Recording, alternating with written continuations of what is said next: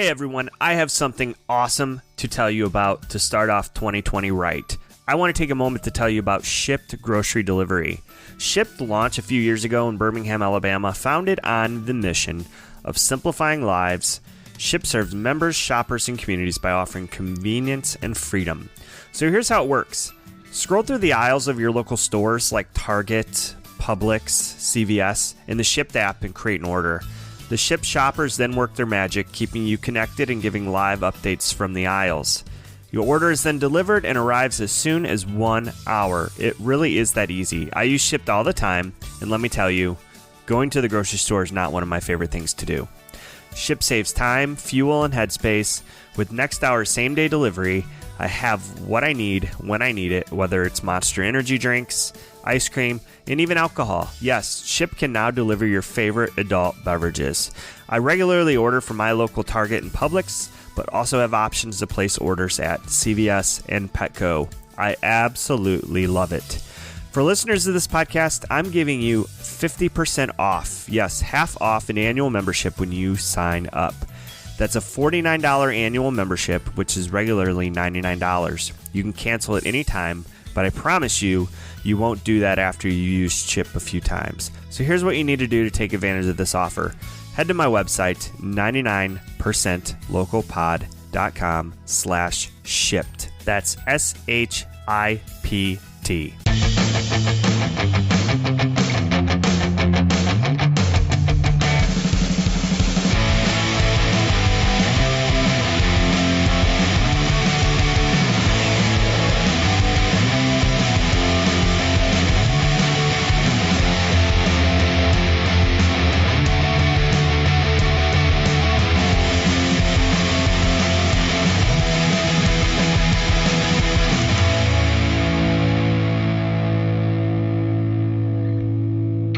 Hey there, it's Chris Green, host of the 99% Local Podcast.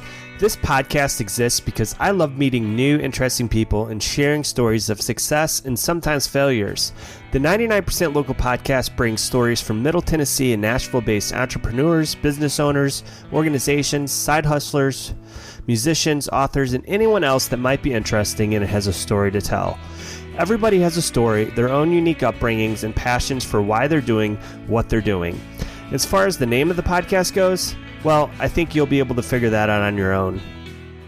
This week brings us to episode number 22. We'll get into this week's guest in a moment, but first, listen, there's only a few more days on the campaign I'm running for the Well Outreach. Make sure you check out the podcast Instagram page about how you can buy a shirt and support the Well Outreach in Spring Hill, Tennessee. The Super Soft Podcast shirts are $25, which I get none of, and around 40% of the purchase is going directly to support the efforts of the Well. All right, let's get to this week's guest. Rachel Corvy is a space creator and a mother of 3 children living in southern Middle Tennessee. She is creating magical moments with indoor and outdoor picnics through her business, Picnic, Dates, and Events. Think of this as on-demand picnics, where you just have to show up. Rachel has a passion for organizing and hosting events for family and friends and joining people together to create lasting memories. She also partners with other businesses and vendors throughout Nashville to bring her picnic experiences to the next level. Photographers, bake shops, decorators, florists, and more. In 2018, Rachel's daughter Bella was diagnosed with cancer. You'll hear more about this in our discussion. Many days and nights were spent in the hospital, and the experience deepened and strengthened Rachel's value in the importance of creating beautiful memories with those you love. Now that her daughter is in full recovery, Rachel is sharing her love of picnics and intimacy with the community. So let's get to it. Here is my conversation with Rachel Corvy from Picnic, Dates, and Events. All right, so why don't go ahead and introduce yourself. Okay. Who you are and, what you do. Okay, my name is Rachel, and I am local here to Spring Hill. I came up with an idea back over the summer to start a business that connects people in a fun, unique way. And so Picnic, Dates, and Events was born during that time. Okay, and we're going to definitely dive into more of that. So I think I don't know where I read it, a business card or something. You call yourself a space creator. That's right. Okay.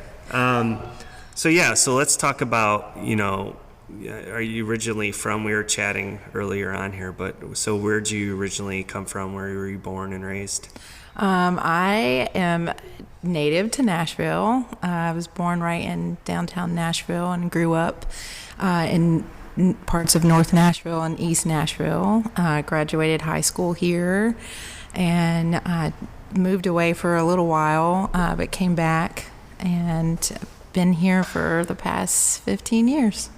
Okay. And you had been telling me you just moved to Spring Hill area from where? From Mount Juliet, from Wilson County. Okay. Yes. Okay. So we'll get, whatever you want to share, what you don't want to share doesn't matter. But I know the last few years have been challenging for you and your family. So I saw a post that you said, it was challenging, but now you're on to new beginnings. So that's right. So let's dig into this. So you're a single mother of 3 children. That's right. How old are they? They are 15, 13, and 12. Okay. So you got your hands full. I do. Yeah. Okay. Well, let's just dig right into picnic dates and events. So, we were talking before. So you were actually one of the first people I reached out to when I started this podcast. I'm like, this is an awesome idea. You have a cool story, even though it's not an entirely easy story. But so you started this company. What you're doing, you're basically turning picnics into intimate, elegant experiences. So let's dig right into it, and then we'll go back and talk about why you started it and how you got started. Okay. Well, I call myself a space creator because I have just a passion for putting together a space where people feel comfortable to interact with one another, to connect. I really love the part of being able to be outside in nature, in a park, on the grass. I think it's really important for us to try to connect to Earth as much as possible. Typically, we don't. Typically, we're in our cars, we're in our offices, we're very sedentary and disconnected from Earth. And Right. So I felt that picnics was a really good way to kind of get people to connect more outside. Even if a person is not, quote, outdoorsy, they can still, enjoy laying on a blanket and just kind of being a little bit out of their comfort zone and just being a little bit more connected to Earth. Okay. And I have more specific questions about, how you're doing this and how people can, use your services and whatnot. But so let's just dive into, a little more of your story if you're comfortable doing that. So Sure. How did this all come about? So in 2018, in October, I took my daughter to an MRI of her spine and her brain. I really thought it was something different than what I was told. After her MRI was finished, the technician, or the radiologist rather, asked me to come into a room and sat me down and told me that they had found a mass on my daughter's spine. And I didn't really know what that meant really, but I did not think it was good, especially since she asked me if anyone was there with me, and also that they needed to go ahead and admit her immediately into the ER. So that weekend was spent in the hospital. She had a biopsy that following Monday, which confirmed the doctor's already diagnosis that my daughter had a cancerous tumor in her spine that had spread to her brain. Oh, wow. So it was pretty much a whirlwind of events from October all the way up until August of this past year. She received proton radiation as well as chemotherapy. Needless to say, we spent a lot of time in the hospital.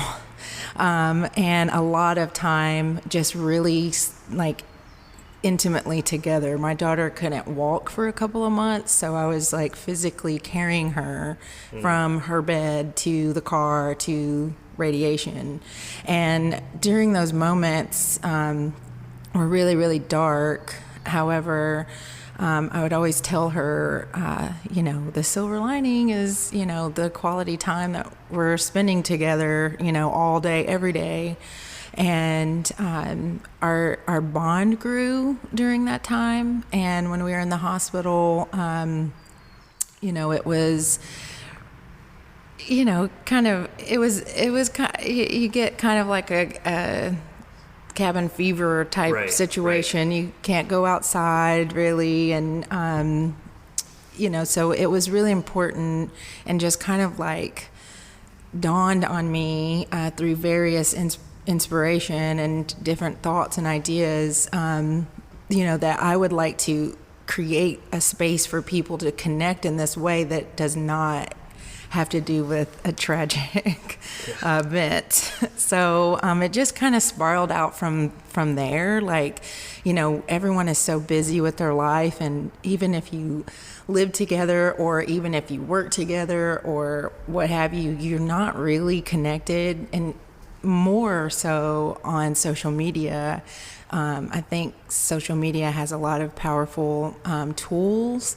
However, it does have a tendency to disconnect people because they think like, oh, I know what so-and-so's doing because they're posting their pictures and their updates, but they haven't really seen that person or had a conversation with them intimately in probably a really long time. So those different things just kind of like made me think this is really important. And I don't feel like people have to be in a very intense, dark place to be able to connect with each other. And so my hope is to help people reconnect and strengthen and deepen their relationship with each other.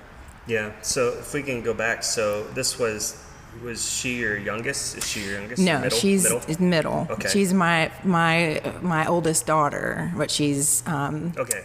Yeah, so I have a boy and 2 girls. Yep. So things were just going fine. They're in school, and then so how did you detect that something was wrong? Well, it started with she had blurred vision or like double vision, and then she had headaches, and which led to possibly glasses. Maybe that will correct it, and that did help for a little while, but the headaches started, just returning, and they were intense. And she had an MRI of her head in April of that year, and it came back completely clear. So it was baffling kind of what was happening. And so basically from April to October, she just continued to get worse. Eventually she had no use of her right arm.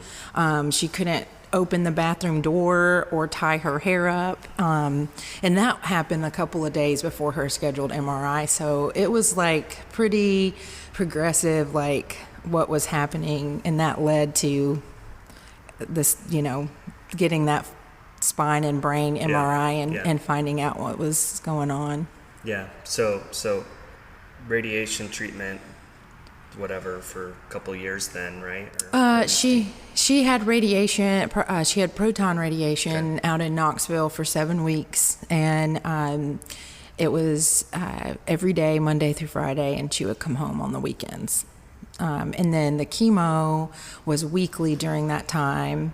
And she took a 6-week break in January to mid-February, and then she began inpatient treatment at Vanderbilt Children's Hospital for 6 months. So she was in the hospital getting chemo overnight for like that first week of each month for 6 months. But what would happen when she got the chemo, like over the next couple of weeks, she would need to have blood transfusions and platelets. So there was just a lot of time spent in and out of the hospital. There were a couple of times where I needed to take her into the emergency room because she needed blood, she needed platelets. Yeah. So yeah, I've been following the story. You had a Facebook page. I actually started following back like in August, so and had to get caught up on that. So I saw, and I'm gonna save till the end about where you're at now and where she's at. But I just saw, I think as recent as 4 weeks ago, she had another surgery. Yeah, she had a surgery, but it was a routine. She had her port removed. Oh, okay. So it was a happy surgery.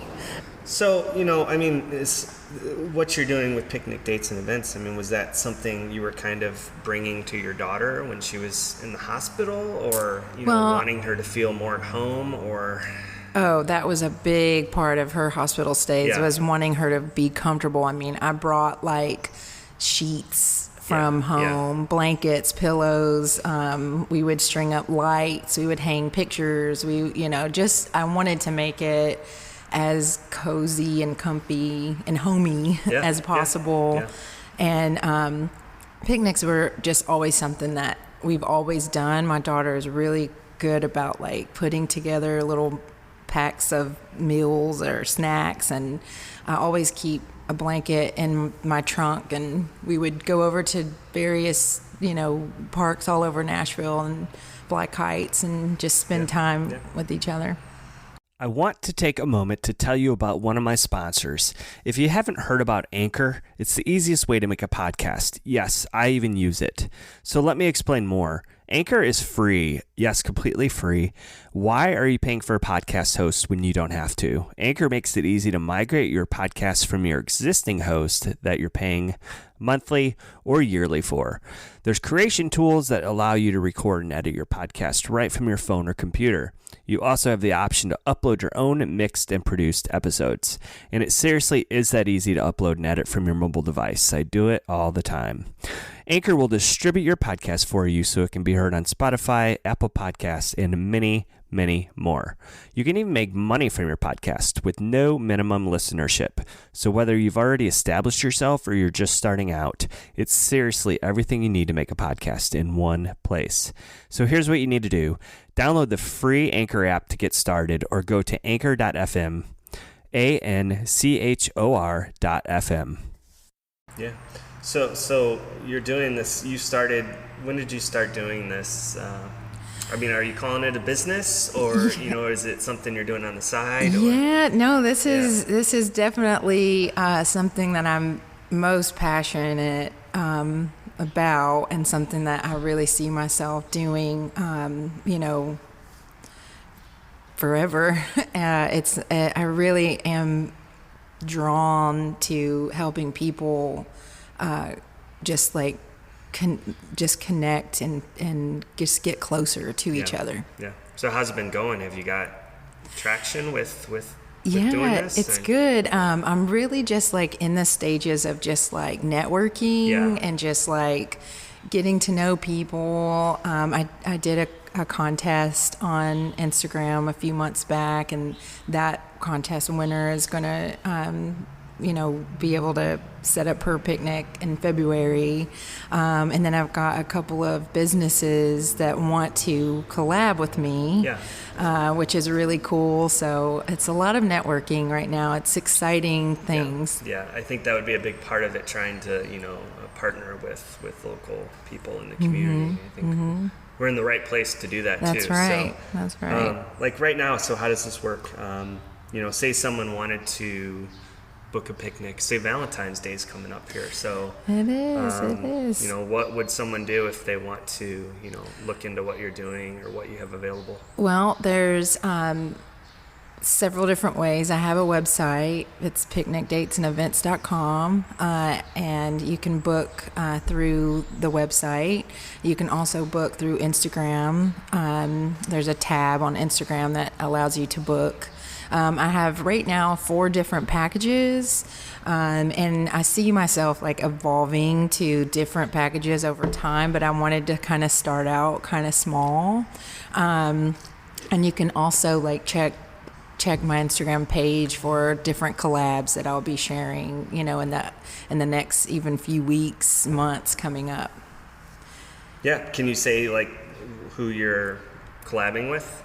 I think I can go ahead and say at least one of them, and that is the Salted Peace in Spring Hill, which is a salt therapy wellness center. It just aligns very perfectly with what I'm doing and what they're doing, and they want to have a picnic in one of their salt rooms and be a part of a package where you could have your picnic and then you could go get your massage or stay in the infrared sauna or go sit in the salt room and have all those different therapies. So it's like it ties very nicely together. Yeah. So like what areas of Nashville do you do this in? Wherever, or you kind of just? I want to stay in southern Middle Tennessee. I kind of want to keep it local for right now anyway. I would like to grow in southern Middle Tennessee, but I don't know. We'll see what happens. Yeah. So like how do you I was kind of thinking, what it takes to run this type of business. Do you have like a party planning, event planning background? I have as much as planning my kids' parties for many years. I always love to throw baby showers and bridal showers and birthdays are just something that has always been, I would throw baby showers for women that I knew through other people just because they didn't have a shower going, and I thought you guys deserve to have a shower, and I just love like celebrating. Yeah. So when someone wants to do one of these, I mean, do you recommend places, or do they usually, or what I would say, I want to do this here, or Right. Yeah. I'm definitely open to whatever anyone feels comfortable. I'm totally mobile, so I can pack up and set up wherever you want. Yeah. There is an option for me to come and set up in someone's home. So say, for example, they want to have a picnic in their own living room. I would come to their home and set up, and then I would come in the next morning and pick everything back up. So that's an option. If someone wants to do it in their backyard, if they want to, I'm just open to any kind of background that anyone wants to suggest. Yeah. So are you partnering with any catering or food businesses, or are you providing food, or? Every package includes a grazing platter. So that's just kind of like little meats and cheeses, fruits, just little noshy things. Yeah. I do have referrals to bigger catering if someone wanted to take their picnic and make it like a huge thing. There are a lot of vendors in the area that I would like to refer to. Like, for example, if you wanted to have your photos taken, I know a great photographer that will come out and take photos of your event. I also have referrals for catering, for also like balloon garland artists is what I call them, because it's just amazing backgrounds. Lots of people like to have to their events like a arch like background for photo ops or something that's behind a cake. I have a lot of bakers. I have a lot of really cool vendors to share. Yeah. Do you know Carla? I do. Okay. Yeah, we've been connecting on Instagram, and we're gonna actually collab too. Yeah, and I'm referring to Carla Peluso, who's actually did a podcast episode that by the time this one comes out, hers would have already came out. So yeah, she's awesome. Yes, so. Agreed. So through all this, the last couple of years and the challenges you've had, so what's kept you going? What keeps me going, obviously, are my three loves. Definitely inspire me. They teach me more than I teach, just as you think as a parent, you're doing all the teaching, but really they teach me a lot. And they really teach me how to love just openly and effortlessly, and just helping them grow really pushes me. And then also just like really wanting so badly to help people feel that too with their own loved ones. I want to help in any way in that area. So yeah, those things keep me going. Yeah. So this might be a broad question, but if life didn't lead you down the path you're on now, what would you be doing? Oh my gosh. Yeah, that's why it says kind of broad. Yeah. I don't know, but I would hope that whatever path I went down led me to the same things. I think that you can take different paths, but it still leads you to the same destination. So that's probably what I would guess. Yeah. Before I want to talk about Bella's continuing story. Is there anything else, you want to talk about what you're doing with the business? Anything that we didn't? I think we covered everything. Yeah. Yeah. So I saw, there's been some updates. So is she, at this point in remission or cancer free, or what's the prognosis? She is in remission. Okay. Yes. She had her MRI is every 3 months.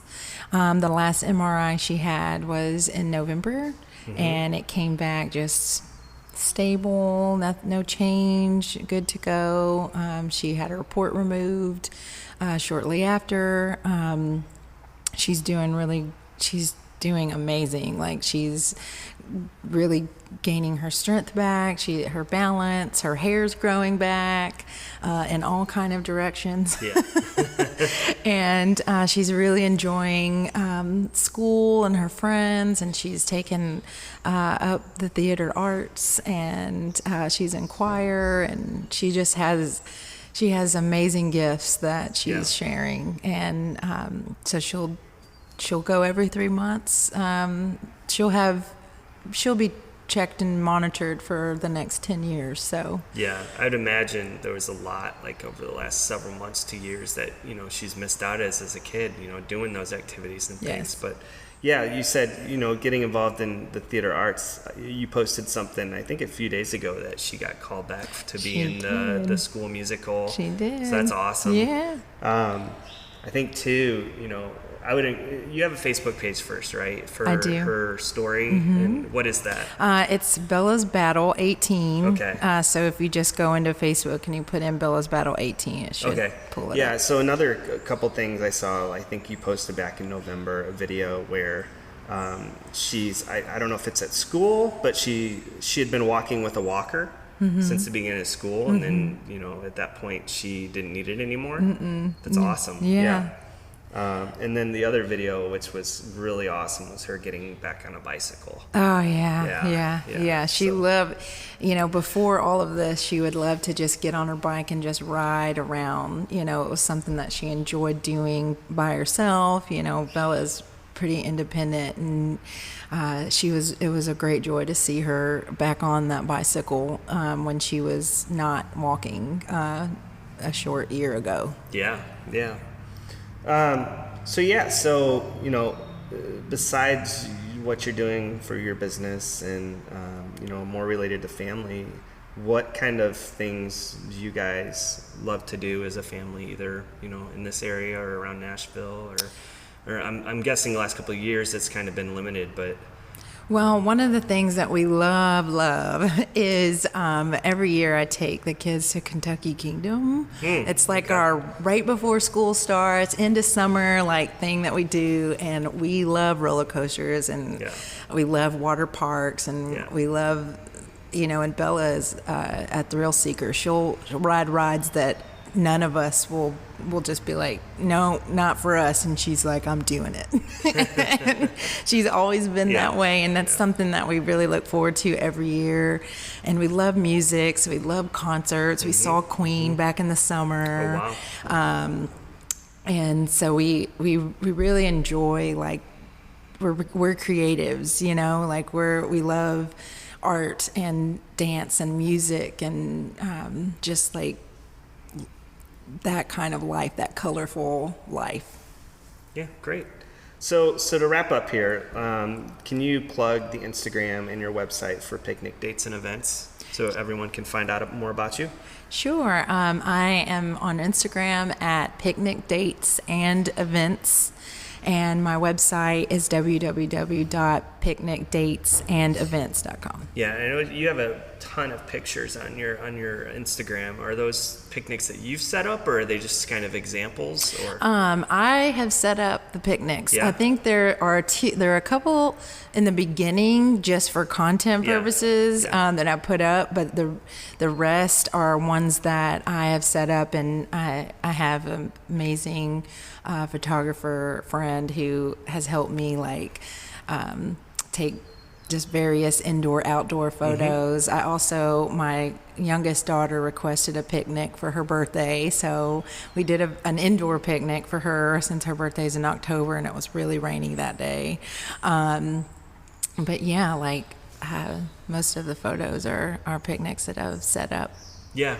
This is going back, but it was something we didn't talk about is I think the type of events or the occasions that you could set up these picnics for, because I think most people just think, oh, we'll do a picnic in the summer when it's warm, right? But what are some cool unique occasions that people could use your services for? Well, I definitely feel like you can celebrate anything and everything, and I really want to make sure that picnic dates are for everyone, and everyone knows that.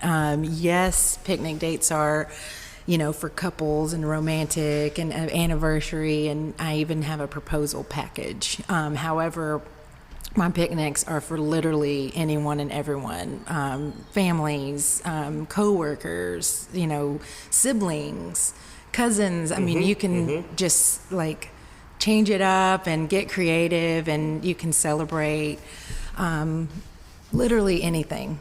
Just it doesn't have to be a special occasion. It doesn't have to be a birthday or any kind of anything. It could just be like, hey, this is something different, and I want to get closer to my family or closer to this person. Yeah, that's awesome. Yeah. So one other thing, last thing I guess I wanted to ask you about. So I follow you personally. We won't give out that information on Instagram, but so you have a bunch of story highlights of these. I think they're campers that are all decked out. So what's the story with that? So I'm a manifestor. I believe that what you want to bring into your life, you have to put out for it to come back. And so I fill up a lot of my personal Instagram with my dreams of having a van, converting it to living space, and traveling. I love Spring Hill, and I love the thought of planting roots here. My mother lives here, my niece lives here, but I really have this traveling bone in me, and I love the ocean, and so I'm trying to create a reality of having this space on wheels that I can pack the kids up and we can just go. And so I share a lot of I have a lot of friends that are doing it, that I've met through Instagram that I follow, and I'm just watching them and learning from them, and I just like to share a lot of that because I feel like if it stays in my mind, then it will happen. Yeah. So there's actually, and you may be familiar with them, but there's a business, I don't know where they're, I think they're in northeast Nashville, where they kind of started something similar to what you're doing, but they're actually doing campers, and what they're doing is they're basically going and setting them up and decorating them, and then you just show up and you have a unique camping experience. I think I've seen that. Yeah, I think it's a husband and wife that started doing that. Yeah, that's cool. Yeah, so yeah. Well, awesome. Cool. Thank you for sharing your story. That was really You're welcome. Awesome. Thank you for having me. Well, I hope you enjoyed that discussion with Rachel Corvy. It was mentioned in the episode, but if you want to find out more about what she's doing, you can head to her website at picnicdatesandevents.com or Instagram at picnicdatesandevents. If you're interested in going back and catching up on and starting to follow the journey that Rachel and her family has gone through with her daughter Bella, you can find that Facebook group at facebook.com/bellasbattle18. And in case you can't remember all of these URLs, they will be in the show notes. Before we get out of here, thank you for listening. And as always, you can drop me a line at 99percentlocalpod@gmail.com. I love hearing from you guys, whether you're sending me a message about an episode you've especially liked or are interested in coming on the podcast. You can also hit up the website at 99percentlocalpod.com to catch up on all past episodes. Lastly, if you're enjoying the podcast, please subscribe on whatever podcast platform you use. And also, this is very important. The best thing you can do to help support this podcast and what I'm doing is to share this podcast with your friends. Well, that's a wrap for now, and we will see you next week.